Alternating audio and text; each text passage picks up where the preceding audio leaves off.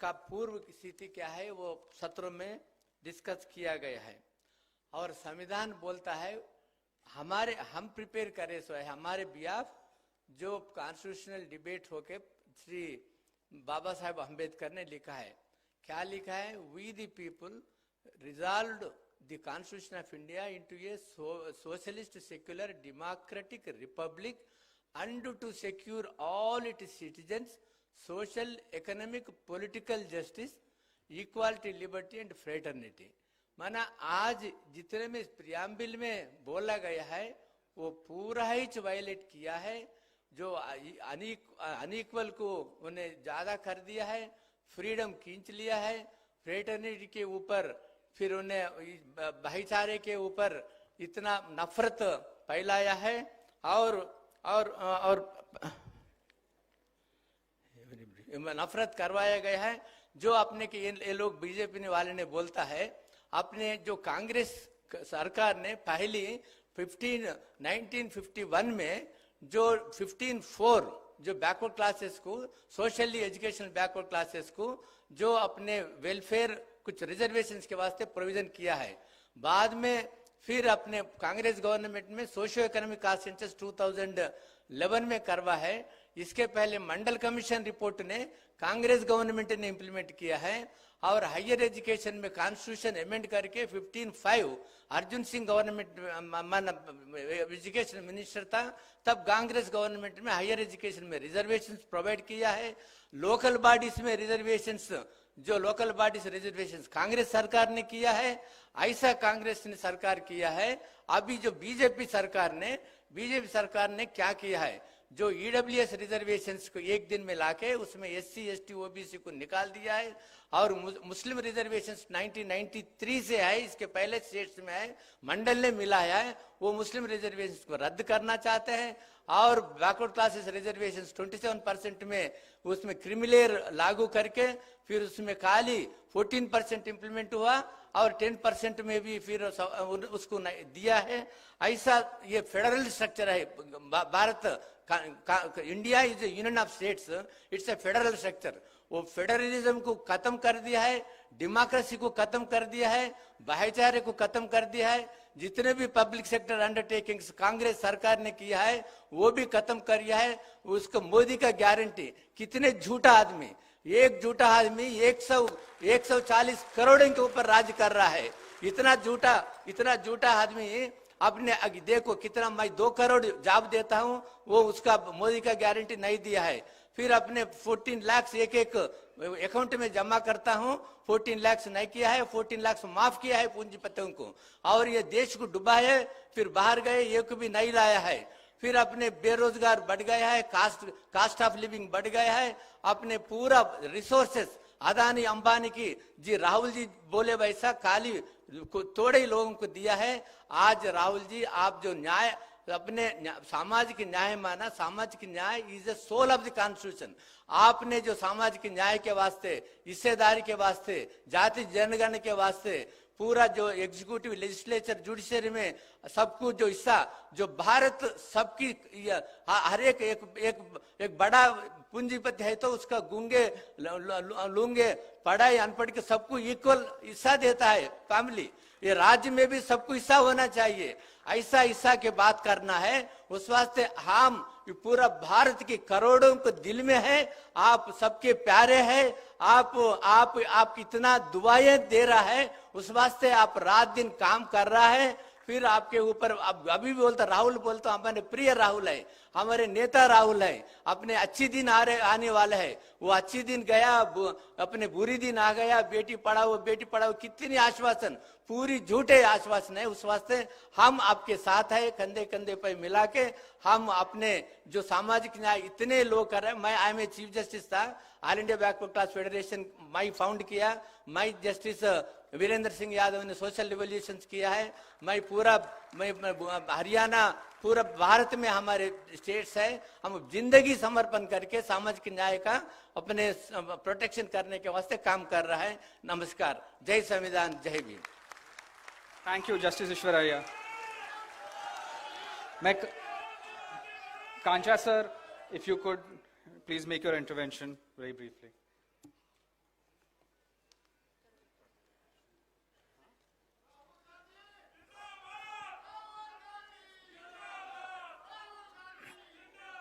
Friends, on 25th of this month, Punjab and Haryana are going to vote. And in this election, दो लोग battlefield में जब पहले phase शुरू हुआ, लास्ट फेज तक बैटलफील्ड में है. एक आदमी राहुल गांधी जी कॉन्स्टिट्यूशन पकड़ के देश को बता रहे हैं, इसको बचाओ, इसको बचाओ. और ये कॉन्स्टिट्यूशन को बचाने का जो वादा है, जो गारंटी है, वो अपना मैनिफेस्टो में रख दिया है. और दूसरा, मैं एक ओबीसी हूं. प्रधानमंत्री नरेंद्र मोदी जी ने ओबीसी बोल के रिजर्वेशन में प्रधानमंत्री बना, मगर रिजर्वेशन में प्रधानमंत्री बनने के बाद ओबीसी को कुछ नहीं दिया, पूरा अदानी को दे दिया.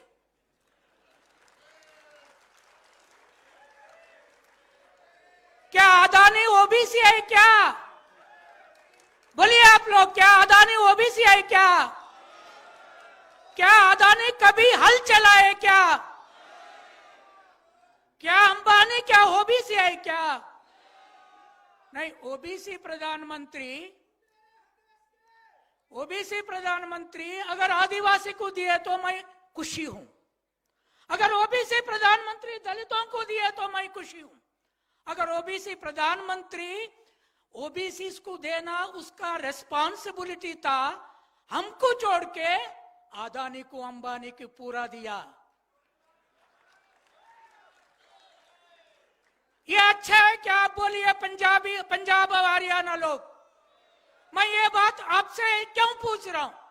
अगर पंजाब और हरियाणा का शूद्र, जाट, वर्कर्स, फार्मर्स कल 25 को अपना हाथों में कॉन्स्टिट्यूशन लेके वोट को गए, नरेंद्र मोदी जी प्राइम मिनिस्टर से हट जाएगा.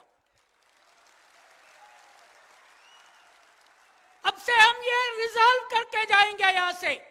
मैं तो अब रिजॉल्व कर लिया, एक ओबीसी प्रोफेसर, मैं ये कॉन्स्टिट्यूशन के लिए वजह से और अंबेडकर के वजह से मैं प्रोफेसर बना. नहीं तो मैं एक शेपर्ड बोल के एक शीप के साथ रहता था, मैं प्रोफेसर बना, उन्हें प्राइम मिनिस्टर बना, मगर मुझे कुछ नहीं दिया और ये कॉन्स्टिट्यूशन को बर्बाद करने के लिए प्लान किया.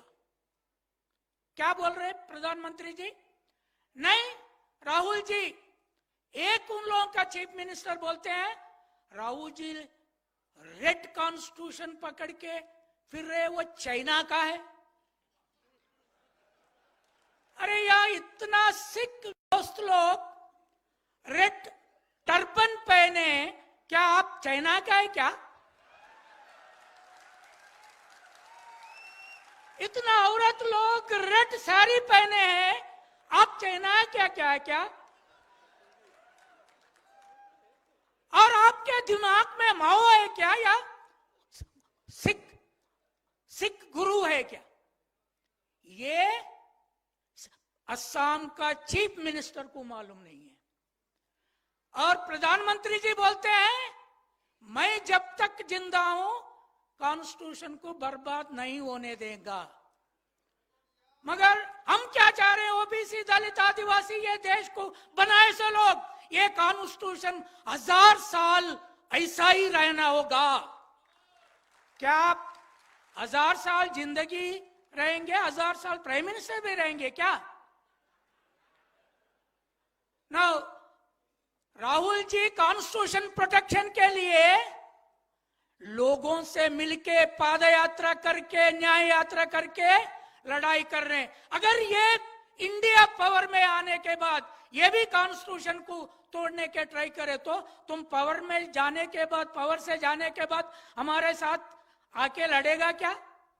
मोदी जी कभी ओबीसी के लिए नहीं लड़ा, 1990 में उन्हें नहीं लड़ा. इसीलिए मुझे कुछ भी उसके ऊपर ये उसका बातों के ऊपर रिस्पेक्ट नहीं है। इसीलिए we have to resolve here, all of us here, that in every house we will keep a constitution in red color only. Red is our blood. Red is working class blood, Indian working class blood. It is not China's, it is not America's, it is Indian working class blood. मैं उसीलिए last बात बोल के छोड़ देता हूं।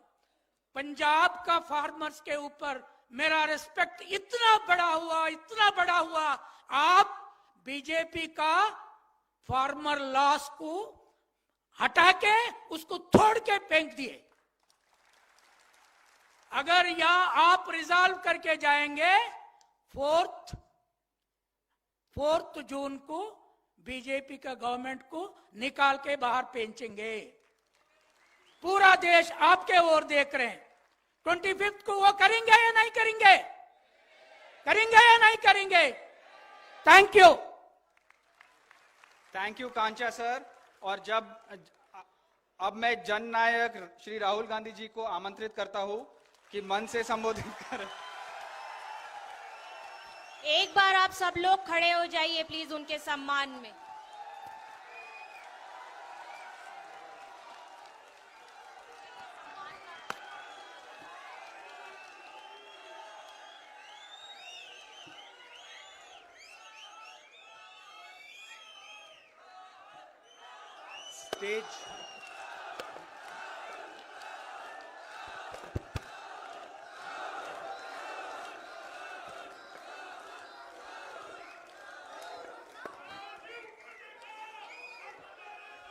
Stage पे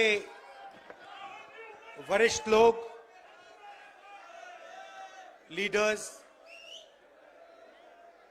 भाइयों और बहनों, आप सबका यहां बहुत बहुत स्वागत, नमस्कार। थोड़ा मैं लेट हो गया, इसके लिए मैं आप सबसे माफी मांगता हूं। थोड़ा आपको कष्ट हुआ, मेरी गलती है, तो सॉरी।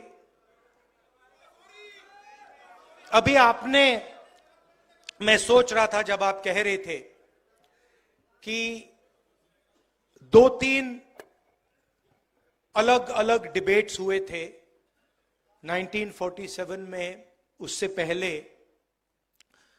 और उन्होंने हिंदुस्तान का फाउंडेशन बनाया था। और आपने कहा कि अब वही जो फाउंडेशनल आइडियाज हैं उनको तोड़ा जा रहा है, परे करा जाए। कॉन्स्टिट्यूशन सिर्फ एक किताब नहीं है। कॉन्स्टिट्यूशन, अगर आप इसको थोड़ी गहराई से देखें, ये actually transfer of power document है। और ये सिर्फ एक किताब नहीं है, ये एक ट्रांसफर ऑफ पावर की प्रोसेस है जो 1947 में शुरू हुई है। अब एक बात क्लियर है, वो 1947 में भी थी, आज भी है, शायद कल भी होगी, कि अगर आप हिंदुस्तान के पॉपुलेशन को देखें, सर्वे करें, तो आपको पता लगेगा कि तकरीबन 90% पॉपुलेशन दलित, आदिवासी, ओबीसी, माइनॉरिटी। ये फैक्ट है, इसको कॉन्टेस्ट नहीं किया जा सकता। और मेरे लिए एक ही इंटरेस्टिंग सवाल है कि अगर हम कॉन्स्टिट्यूशन को पढ़ें और उसमें साफ लिखा है कि हिंदुस्तान के हर व्यक्ति को के साथ एक जैसा बर्ताव होना चाहिए. It is also a document of equality. So it is a document of transfer of power, it is a document of equality. तो मेरे लिए सवाल इंटरेस्टिंग यही है कि भैया 90% के पास कितनी भागीदारी है. यही सवाल है, और कोई सवाल ही नहीं है. क्योंकि अगर 90% का पार्टिसिपेशन है ही नहीं, तो फिर डिबेट का क्या मतलब. डिबेट चलती जाए. वो 5% 10% डिबेट कर रहे हैं, 90% डिबेट में तो है ही नहीं. क्यों? अगर आप हिंदुस्तान के नैरेटिव को देखें और पावर स्ट्रक्चर को देखें, चाहे वो कॉर्पोरेट स्ट्रक्चर हो, चाहे हमारे मीडिया में जो हमारे दोस्त हैं वो हो, चाहे ब्यूरोक्रेटिक स्ट्रक्चर हो, उसमें 90% की आवाज ही नहीं है. और मैं ये लाइटली नहीं कह रहा हूं, मैंने इसको स्टडी किया है. तो 90% लोग नैरेटिव में है ही नहीं. आप मीडिया को देखिए,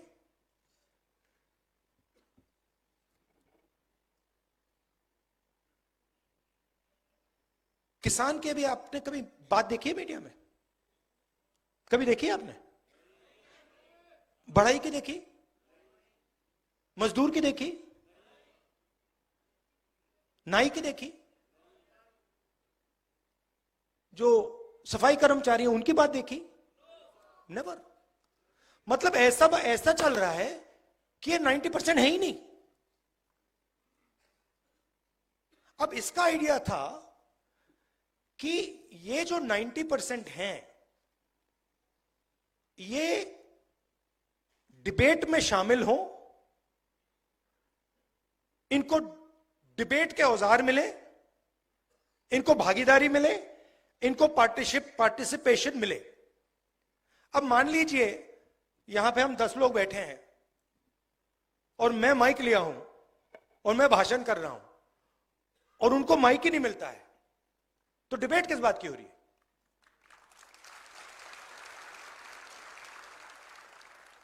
तो मेरा कहना है डिबेट के लिए भागीदारी चाहिए,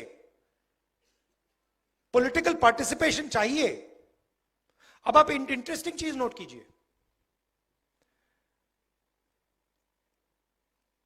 2 चीफ मिनिस्टर अरेस्ट हुए. 2 हुए. आदिवासी चीफ मिनिस्टर अभी भी अंदर है. अजीब सी बात है, इंटरेस्टिंग बात है. 2 चीफ मिनिस्टर है, मतलब 2 स्टेट्स ने इन लोगों को इलेक्ट किया है. और आदिवासी चीफ मिनिस्टर पहले जेल गया और आज तक नहीं निकला. और नेशनल मीडिया उसको भूल गए. नेशनल मीडिया सोरेन जी के बारे में बात ही नहीं करती, जैसे वो थे ही नहीं, है ही नहीं.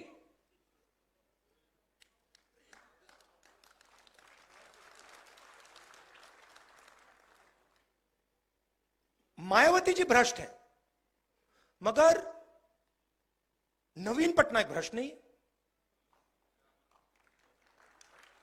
लालू जी भ्रष्ट हैं. बड़ी इंटरेस्टिंग बात है. मतलब ऑटोमेटिकली फ्रेमिंग हो जाती है. कोई ट्राइबल, आदिवासी हो, दलित हो, पिछड़ा हो, उसकी फ्रेमिंग हो जाती है कि ये भैया ये है. और 2 अलग अलग कानून चलते हैं, रूल्स चलते हैं. मैंने कल कहा, Uber driver, truck driver, bus driver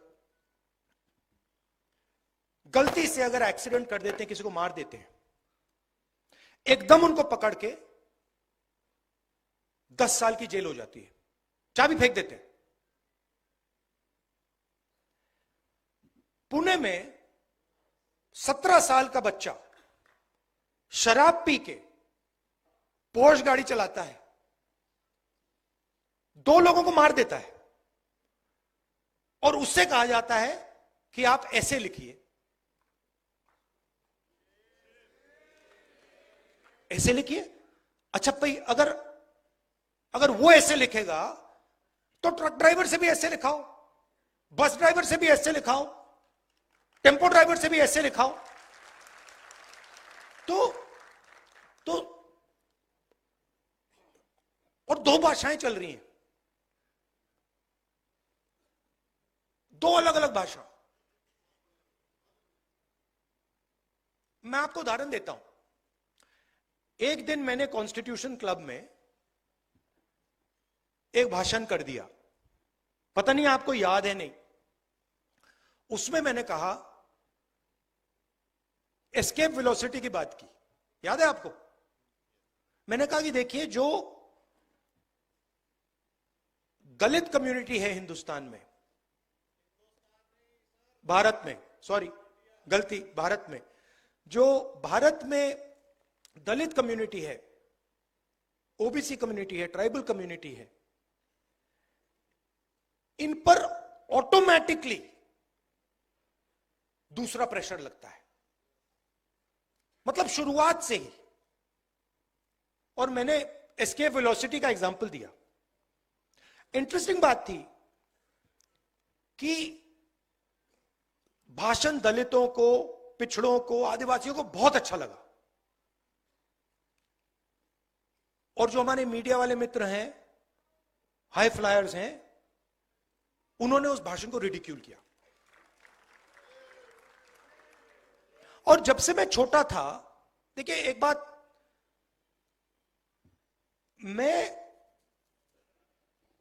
जब से मैं पैदा हुआ हूं, 1970 जून 19, तब से मैं सिस्टम के अंदर बैठा था।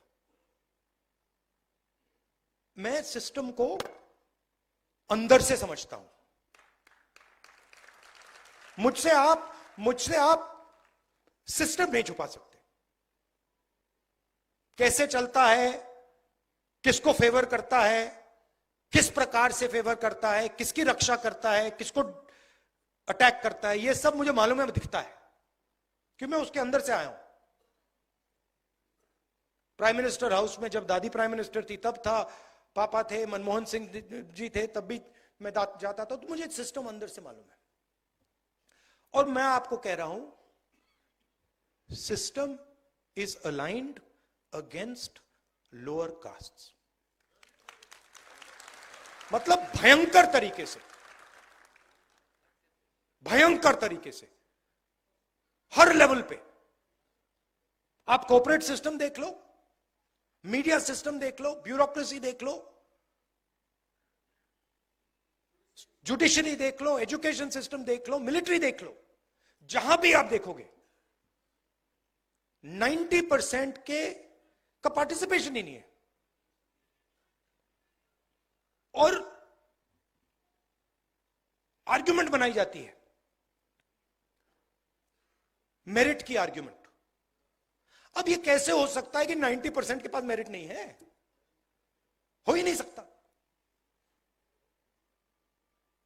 तो कोई ना कोई कमी तो सिस्टम में है। मैंने पता लगाया, सारे आंकड़े निकाल दिए मैंने। मैं एक दिन आपको दिखाऊंगा, आप मतलब चौंक जाओगे। मीडिया में senior anchors, senior influencers, media owners, senior managers, एक दलित, एक आदिवासी, एक ओबीसी नहीं है। एक नहीं है। मैंने पूरी लिस्ट निकाली, एक नहीं मिला। फिर एक मीडिया का ओनर था, जानता हूं उसको, तो मैंने उनसे कहा कि देखिए एक बात बताइए, मुझे एक बात समझ नहीं आ रही। कहते हैं क्या? मैंने कहा आप एंड में आप अपना न्यूज़पेपर बेचना चाहते हो, आप अपना प्रोडक्ट बेचना चाहते हो, कहता है हाँ। तो मैंने कहा मुझे ये आप समझाओ कि 90% जो लोग हैं उनकी बात आप क्यों नहीं करते हो?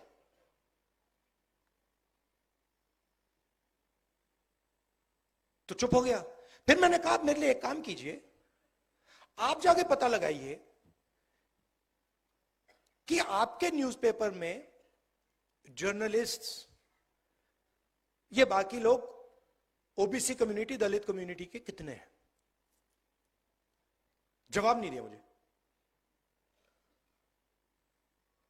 चुप, वापस नहीं आया। और ये हर लेवल पे हो रहा है। आपने अदानी जी की बात की, फाइनेंशियल टाइम्स में एक आर्टिकल आता है, अदानी जी इंडोनेशिया से कोल खरीदते हैं, उसके प्राइस को इन्फ्लेट करते हैं और हिंदुस्तान के जो पार कंपनीज हैं उनको वो कोयला इन्फ्लेट करके बेचते हैं। हजारों करोड़ रुपए उन्होंने ऐसे ले लिए। बिजली बिल कौन देता है? 90% देता है ना। तो पूरे का पूरे सिस्टम का यही काम है। जो 90% है उनके लिए 2-3 एवेन्यूज हैं। पहले पब्लिक सेक्टर हुआ करता था, उसको खत्म कर दिया। रेलवेज है, उसको खत्म कर रहे हैं। आर्मी में आप रिस्पेक्टेबल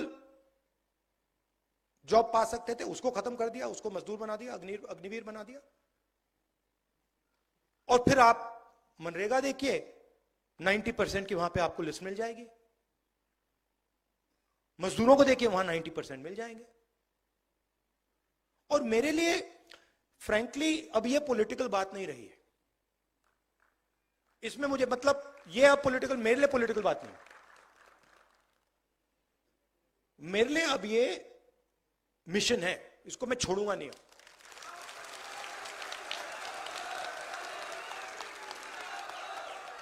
क्योंकि अगर हम भारत की बात करें, अगर हम भारत की बात करें और उसमें 90% की बात ही नहीं चल रही है, 90% को भागीदारी नहीं मिल रही है, तो ये कैसा भारत है? ये वही भारत है महाराजाओं वाला, पुराना वाला, राजा महाराजा वाला, जिसमें मतलब 1-2 व्यक्ति पूरा का पूरा सब डिसीजन ले लेंगे, जिसकी जमीन हड़पनी है हड़प लेंगे, जो भी करना करेंगे। उसके खिलाफ तो हम लड़े, यही तो है वो। अब इंटरेस्टिंग बात है कि बीजेपी और आरएसएस सोच रहे हैं, उनकी कॉन्फिडेंस लेवल देखकर, कि वो ये लड़ाई जीत गए। मगर उनको ये बात समझ नहीं आ रही है कि एक्चुअली वो लड़ाई अभी हारने वाले हैं। और जितना ये इसको पीछे ले गए हैं, उससे 10 गुना ये आगे जाने वाला है। और इसको कोई रोक नहीं सकता है, कोई भी नहीं रोक सकता इसको, क्योंकि ये 90% की फीलिंग है। और 90% कह रहा है कि भैया यहां पे हमारे सारे रास्ते बंद हो गए। अब मैंने एक सिंपल सी चीज कही है, कोई डिसीजन लेने की जरूरत नहीं है, सब डिसीजन छोड़ दीजिए। सबसे पहले डायग्नोसिस करते हैं। कॉन्स्टिट्यूशन में लिखा है कि हिंदुस्तान सबका होना चाहिए, इसमें सबकी भागीदारी होनी चाहिए, सबका रोल होना चाहिए। एजुकेशन सिस्टम में पार्टिसिपेशन सब कम्युनिटीज का होना चाहिए, मेडिकल सिस्टम में होना चाहिए, इकोनॉमिक सिस्टम में होना चाहिए, मिलिट्री सिस्टम में होना चाहिए, जुडिशियल सिस्टम में होना चाहिए, ये कहता है। और मैं ये कह रहा हूं कि ये असेस करते हैं। 70-80 साल हो गए। सिंपल है, 3 चीजें करनी है। सबसे पहले यह पता लगाना है किसकी कितनी आबादी है। जाति जनगणना, कि सचमुच में ओबीसी 50% है या 55 है या 60 है या 40 है, दलित 15 है या 20 है, आदिवासी कितना है, माइनॉरिटी कितना है, गरीब जनरल कास्ट कितना है, यह पता लगाना है सबसे पहले। दूसरी बात डीएनटी, दूसरी बात जो हमारी सारी की सारी संस्थाएं हैं, जुडिशरी हो, प्रेस हो, मीडिया हो, सारी की सारी संस्थाएं, उसमें हमें एक सर्वे करना है कि 90% के पास इन संस्थाओं में कितना पावर है, कितनी भागीदारी है, और इन 90% के लोग कहां हैं, किस पोजीशन पे हैं और कितने हैं।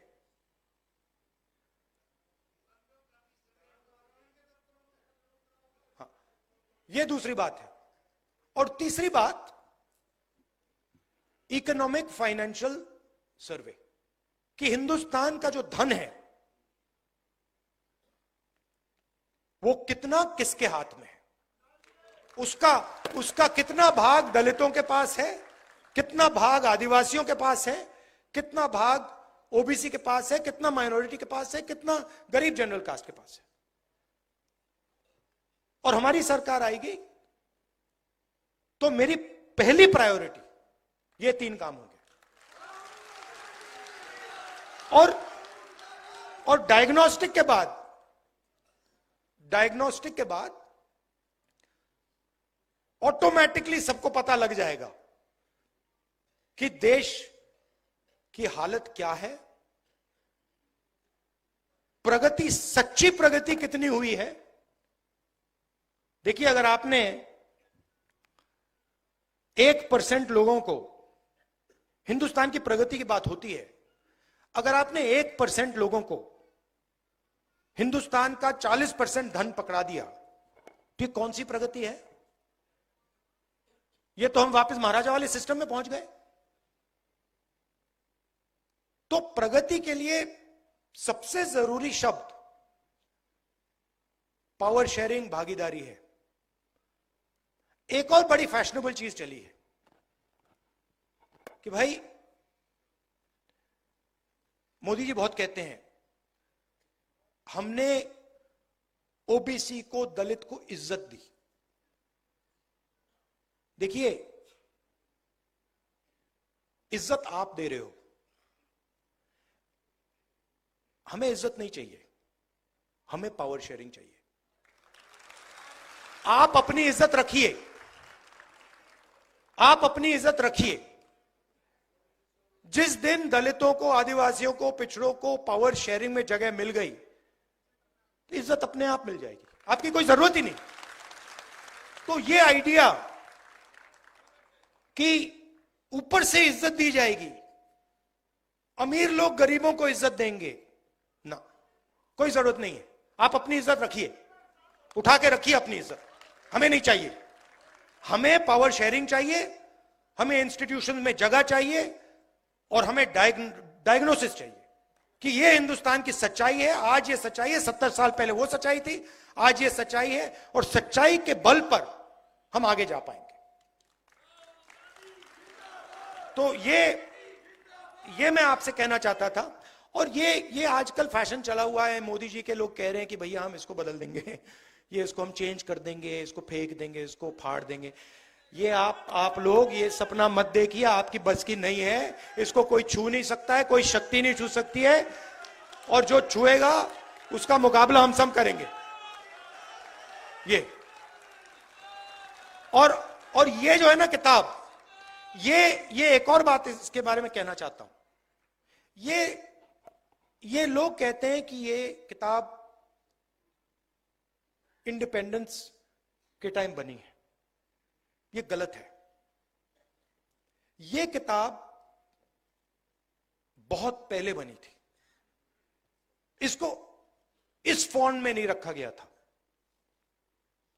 मगर अगर आप गुरु नानक जी से बात करते तो वो भी कॉन्स्टिट्यूशन की ही बात कर रहे थे।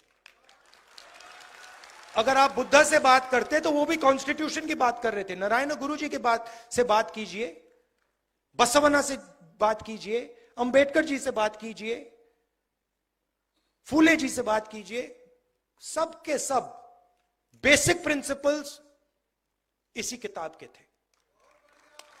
तो हम 50 साल पुरानी लड़ाई नहीं लड़ रहे हैं, हम हजारों साल पुरानी लड़ाई लड़ रहे हैं। और अगर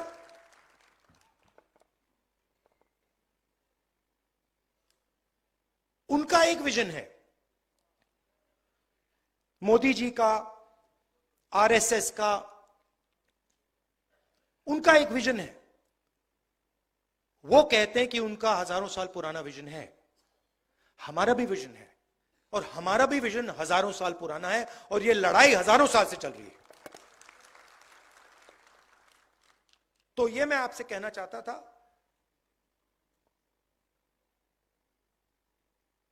एक्चुअली आप मुझे रास्ता देते हैं, क्योंकि आपका एक्सपीरियंस है।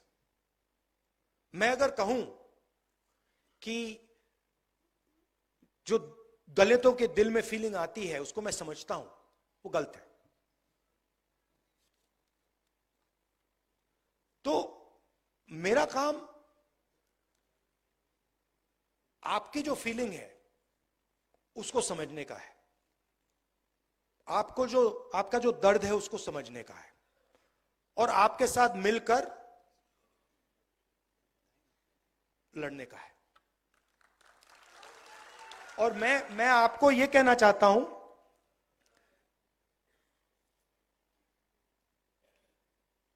कि अभी इंटरेस्टिंग टाइम शुरू हो रहा है।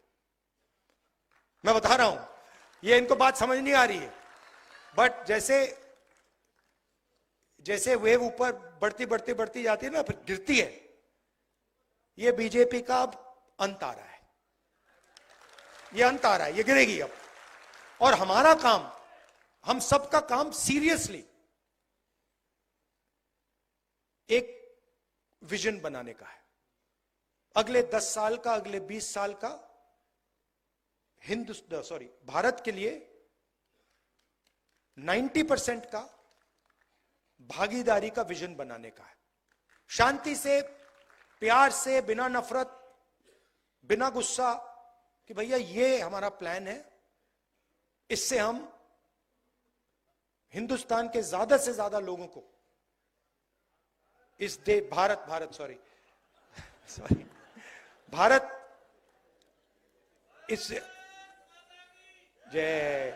इससे हम ज्यादा से ज्यादा लोगों को इस देश की प्रगति में, इस देश के फ्यूचर में हम शामिल कर सकें। और ये लंबा रास्ता है, हम सब एक साथ इस पे चलेंगे और बहुत अच्छा रिजल्ट आएगा। आप सबका दिल से बहुत बहुत धन्यवाद। एक बार फिर माफी मांगता हूं, थोड़ा लेट हो गया। धन्यवाद, नमस्कार।